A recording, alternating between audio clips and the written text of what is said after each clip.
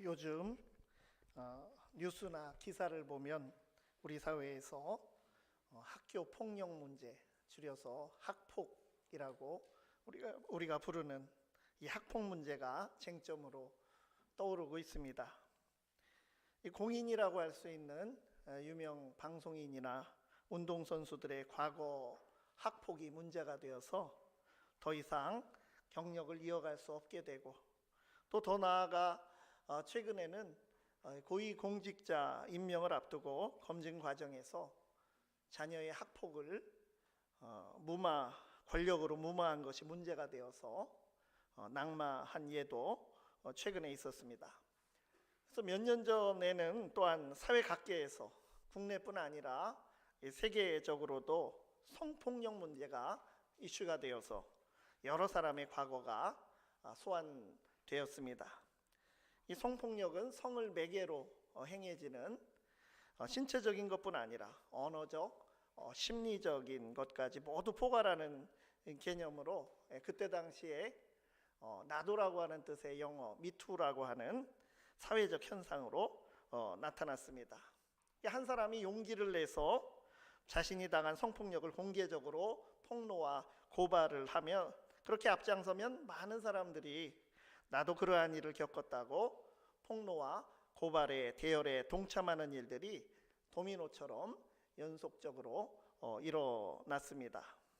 그러니까 과거에는 그냥 지나치고 또 큰 문제로 주목받지 못하던 일들이, 또 부끄럽게 여기고 감추려고 하던 이러한 일들이 이제 더 심각하고 진지하게 사회 의제로 받아들여지게 된 이것에는 정의로운 사회를 향한 사람들의 그러한 열망이 더 커지고 이전보다 더 세게 그러한 바람이 작용하기 때문이라고 할 수 있습니다.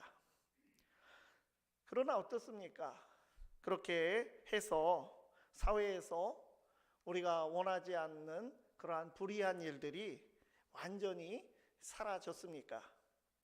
한 개의 개별적인 사건이 바로잡혀도 여전히 불의한 관행과 제도와 구조가 존재하고 유사 사례가 반복적으로 일어나고 있습니다.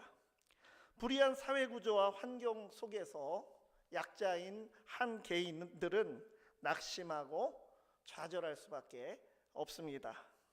그래서 미투는커녕 나 하나 노력한다고 해도 세상은 바뀌지 않을 거야 라고 하는 그러한 포기와 단념으로 살아가게 만드는 것이 현실이라고 하는 것입니다. 오늘 본문은 그러한 불의한 세상에 대하여 예수님께서 하시는 말씀입니다. 1절 말씀을 보면 예수께서 그들에게 항상 기도하고 낙심하지 말아야 할 것을 비유로 말씀하여, 예수님께서 그들에게, 이 그들에게는 앞에 17장 22절을 보면 제자들에게 이 말씀들을 지금 하고 계신다라고 하는 것입니다. 그 제자들에게 비유로 예수님께서 말씀을 시작하셨습니다. 이 비유의 목적은 무엇이라고 했습니까? 항상 기도하고 낙심하지 말아야 한다고 예수님이 바로 우리들, 주님의 제자들인 교회와 그리스도인들에게 말씀하여 주시는 그러한 비유입니다. 이 비유 말씀을 많은 사람들이 깊이 의미를 묵상하지 않고 그저 개인적으로 낙심하지 말고 기도를 열심히 하라는 뜻으로 읽고 또 받아들여 왔습니다. 그러나 과부의 청을 마지못해 들어주는 불의한 재판장과 우리의 기도에 응답해 주시는 하나님을 동일시하는 그런 해석은 잘못된 해석입니다. 불의한 세상 가운데 살아가는 우리를 향한 더 깊고 넓은 의미를 오늘 이 예수님의 비유 가운데서 찾을 수 있습니다. 오늘 본문을 통해서 불의한 세상에 대하여 어떠한 자세로 살아갈 것인지 주님께서 하시는 말씀에 우리가 함께 귀를 기울이기를 바랍니다. 첫 번째로 우리는 불의한 세상에 정의를 세우기 위하여 힘써야 합니다. 오늘 이 1절에서 8절 말씀 중에 2절에서 5절까지가 예수님께서 제시하신 그 비유의 말씀입니다. 2절 3절을 보면 이르시되 어떤 도시에 하나님을 두려워하지 않고 사람을 무시하는 한 재판장이 있는데 그 도시에 한 과부가 있어 자주 그에게 가서 내 원수에 대한 나의 원한을 풀어주소서 하되. 이게 어떤 도시에 두 사람이 있는데 하나는 재판장이고 한 사람은 과부입니다.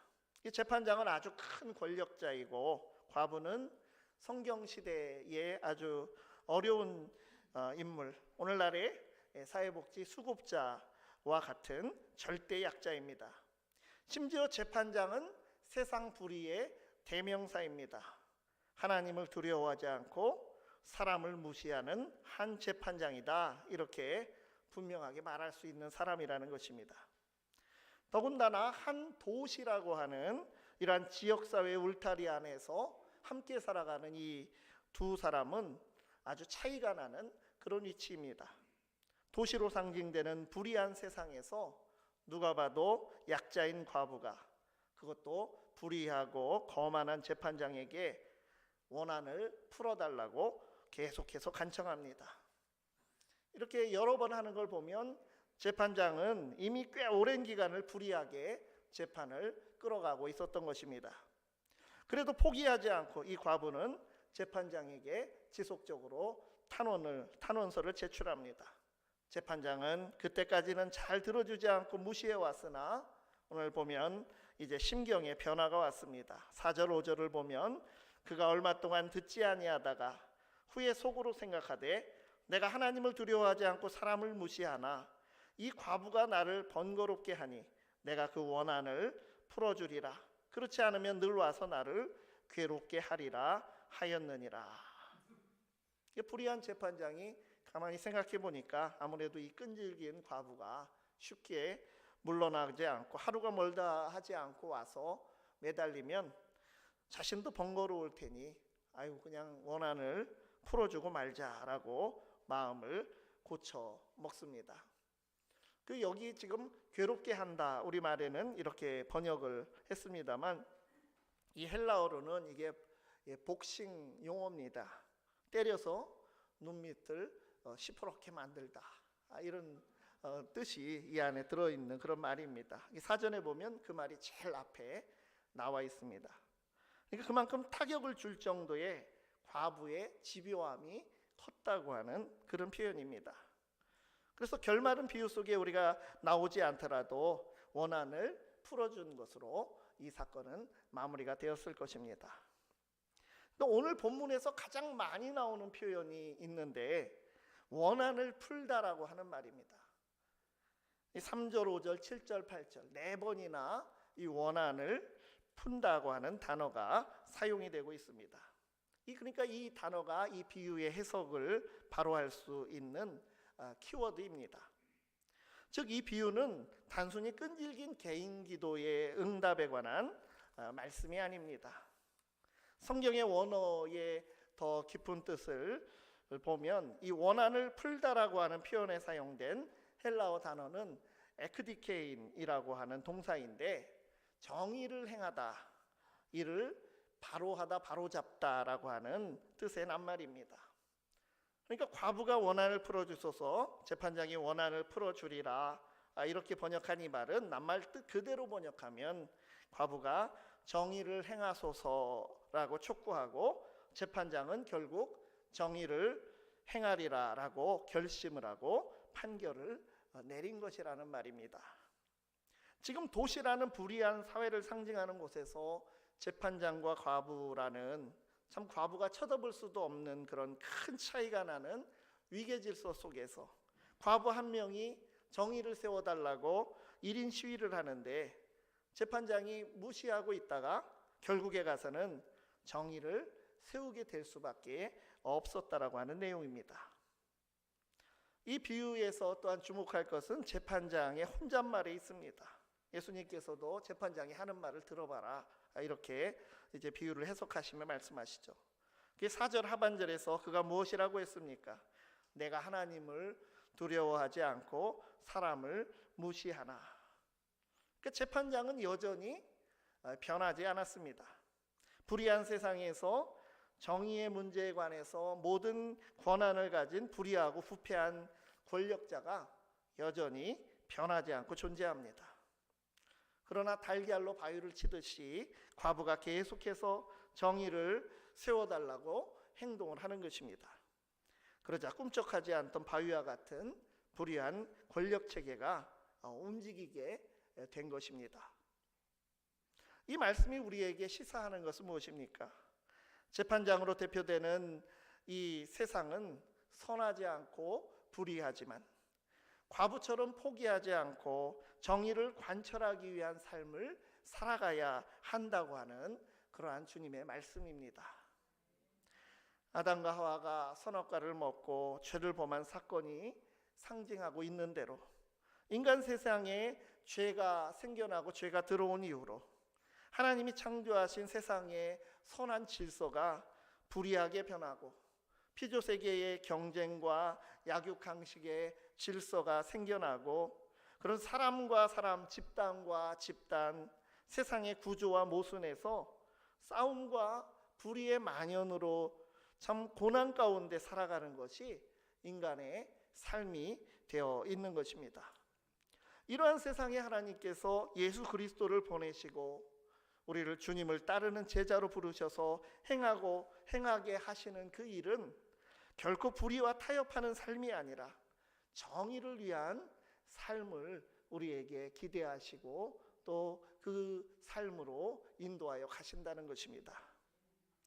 세상의 불의한 구조와 그 조류에 지지 않고 하나님께서 의인 한 사람을 찾으실 때 부끄럽지 않도록 정의를 추구하는 노력을 포기하지 않는 우리의 삶이 될 수 있기를 바랍니다.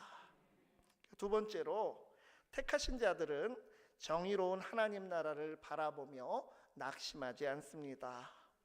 오늘 본문은 예수님께서 비유만 살짝 말씀하고 만 것이 아니라 적용까지도 해주셨습니다. 6절부터 예수님의 말씀이 나옵니다.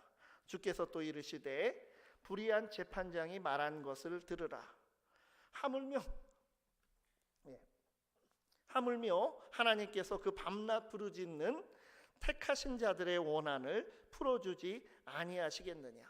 그들에게 오래 참으시겠느냐? 내가 너희에게 이르노니 속히 그 원한을 풀어주시리라. 이 과부의 그 간청, 그 신원이 한 건 해결되었다고 해서 세상이 다 정의로워진 것이 아닙니다.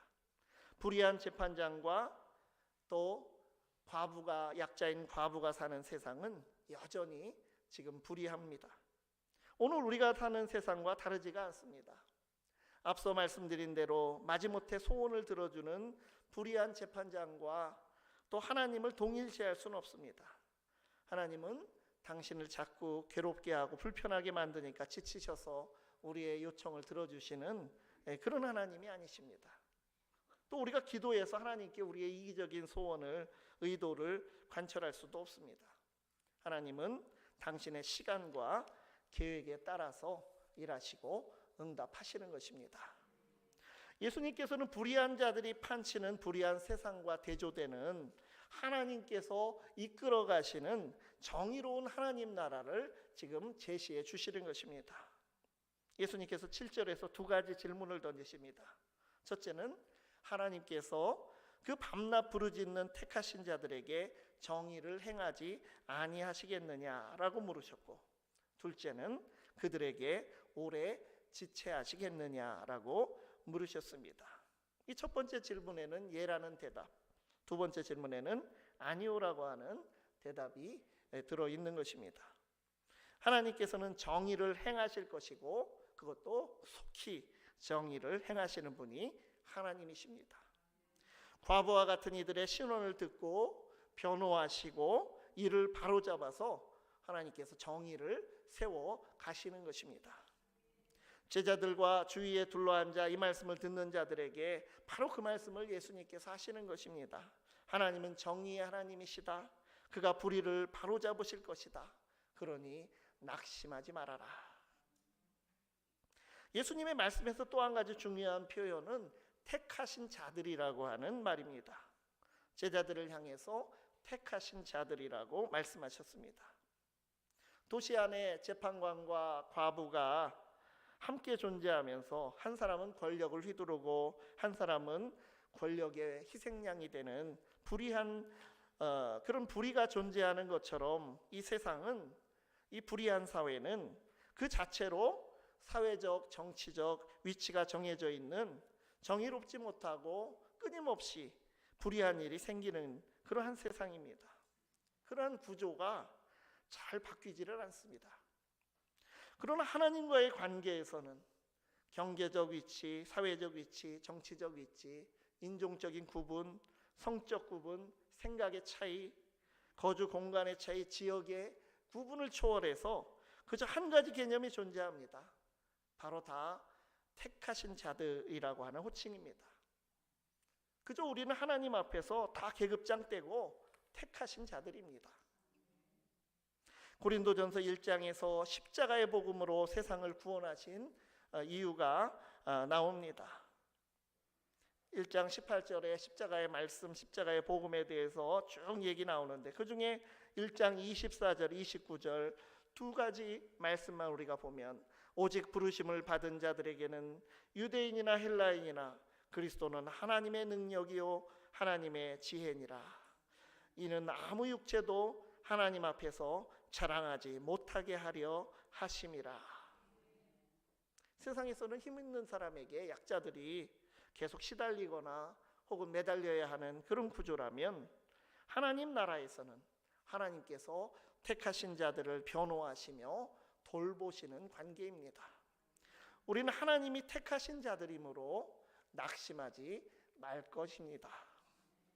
세상의 불의와 우리를 둘러싼 불공평하게 보이는 환경에 우리가 낙심할 것이 아니라 정의를 세우시는 하나님, 정의로 다스리시는 그분의 나라를 이루어 가실 하나님을 굳게 믿고 의지하며 정의의 편에 분명하게 서는 택하신 자들로 살아가실 수 있기를 바랍니다. 세 번째로 택한 자들은 정의를 위한 희망을 품고 기도하는 믿음의 사람들입니다. 예수님께서 오늘 비유의 마지막에서 8절 하반절의 말씀을 의미심장하게 덧붙여 놓으셨습니다. 그러나 인자가 올 때에 세상에서 믿음을 보겠느냐.